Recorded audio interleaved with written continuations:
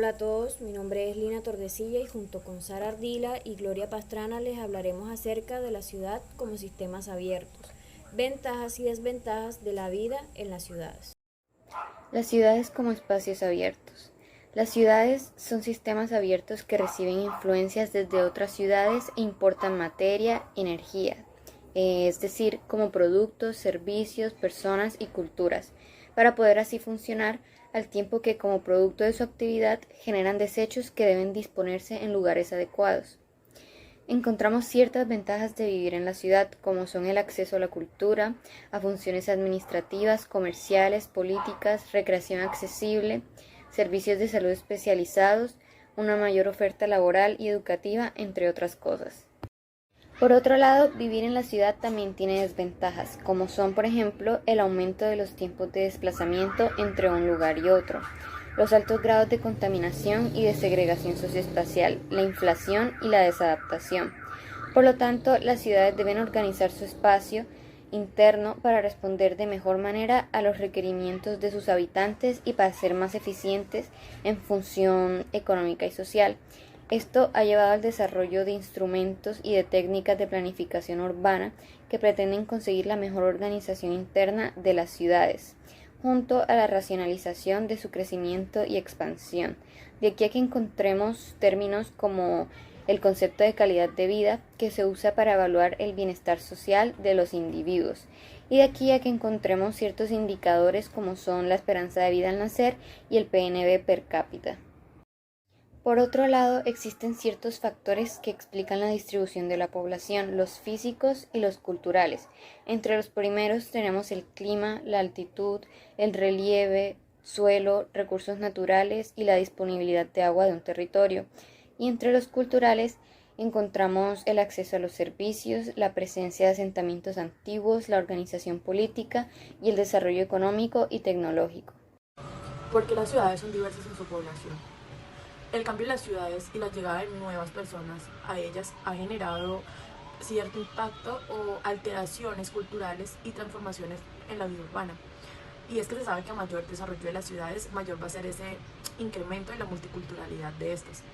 Siempre que llegue un migrante a la ciudad, siempre que lleguen los otros, por así decirlo, habrá espacio para la interculturalidad y se gestará diversos procesos en el mismo sentido. ¿Por qué se habla de ciudades dentro de la ciudad? Lo primero y lo más evidente será advertir la presencia del extraño, del foráneo o del venido de otro lado.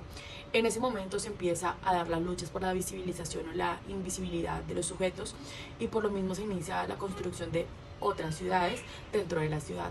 La urbe entonces se vuelve una ciudad de barrio, de enclaves, de colonias o de minorías o de excluidos y marginados, y cada uno de estos grupos empieza como a construir su ciudad y a apropiarse de lo que ya existe y a interpretarla pues a su modo o resignarla o a convertirla en su territorio, por ejemplo Ciudad Bolívar en Bogotá. ¿Por qué se habla de multiculturalismo en las ciudades?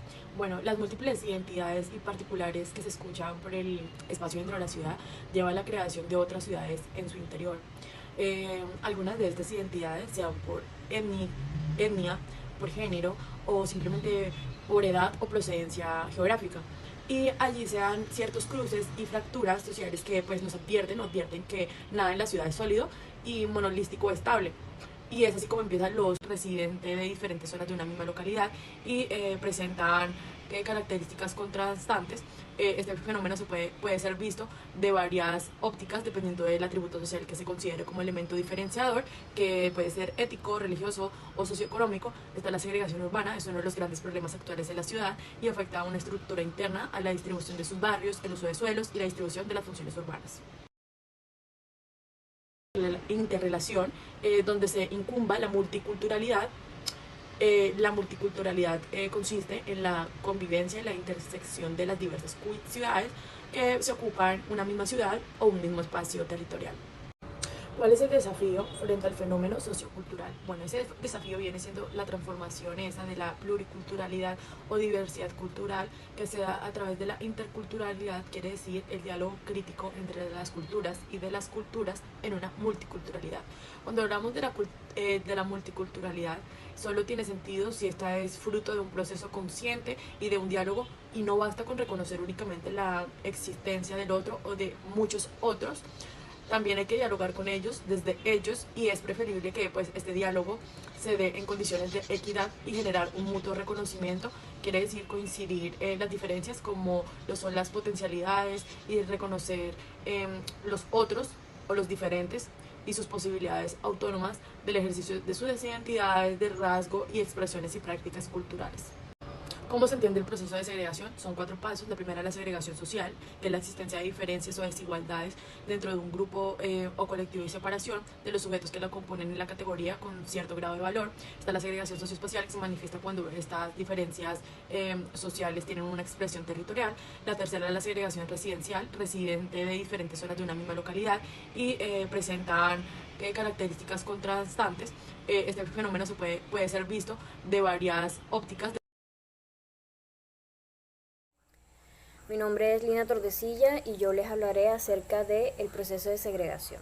Bueno, la definición clásica de segregación urbana alude a la separación física o a la distribución desigual de los grupos sociales en las ciudades. En este contexto, el peso de dichos grupos se suele calibrar teniendo en cuenta sus rasgos sociales, económicos o demográficos. Las distintas maneras de diferenciar a los grupos sociales pues producen formas diversas de abordar la segregación urbana y estas afectan a los componentes raciales, étnicos, de renta y a otros rasgos de la composición social en las ciudades. Existen diversas clases de segregación en la ciudad. Dentro de ellas encontramos la segregación social, la segregación socioespacial, la segregación residencial. En la social encontramos que hay una existencia de diferencias o desigualdades dentro de un grupo o colectivo y separación de los sujetos que lo componen, en categorías con cierto grado de valor jerárquico o valorativo. En la socioespacial se manifiesta cuando estas diferencias sociales ya tienen una expresión territorial. Y en la residencial nos encontramos con residentes de distintas zonas de una misma localidad, pero estos presentan características contrastes. Este fenómeno puede ser visto de variadas ópticas dependiendo del atributo social que se considere como el evento diferenciador, o sea, ya sea el étnico, religioso, socioeconómico o otros. Sabatini nos plantea con relación al proceso de segregación urbana que este proceso de segregación residencial pues a gran escala impone demasiados costos económicos y sociales. Dentro de ellos tenemos como tiempos de viaje más largos y más caros. También reduce las oportunidades de contacto entre los habitantes y aumenta los problemas de desintegración social, incluyendo el crimen y el denominado enrejamiento en exclusivos condominios, como también los problemas de congestión y contaminación del aire. Estos programas que tenemos en las ciudades de interés social y la creación de condominios exclusivos lo que hacen es aumentar este tema de la segregación según lo que nos está planteando este autor. Según un urbanista llamado Iván, la clave que nos sugiere la OCDE para acabar con esta desigualdad son tres. La primera sería acercar la ciudad y la periferia. Esto se trata más que todo de invertir en un sistema de transporte de calidad que pueda reducir los tiempos de viaje y poder mover a las personas. Estas obras deben revitalizar el entorno y llevar modernidad y dinamizar áreas deprimidas. Este propósito se puede cumplir pues con las inversiones del Estado. Por otro lado, también está traer de vuelta al Estado. Se une un poco con la anterior. Esta nos habla que uno de los dramas de la segregación es la falta de servicios, la violencia y el abandono. El Estado básicamente tiene que garantizar que estos barrios críticos sean atendidos y se les pueda devolver la seguridad, ejecutando ya sea programas de centros cívicos estratégicamente ubicados en las zonas más segregadas en cada ciudad.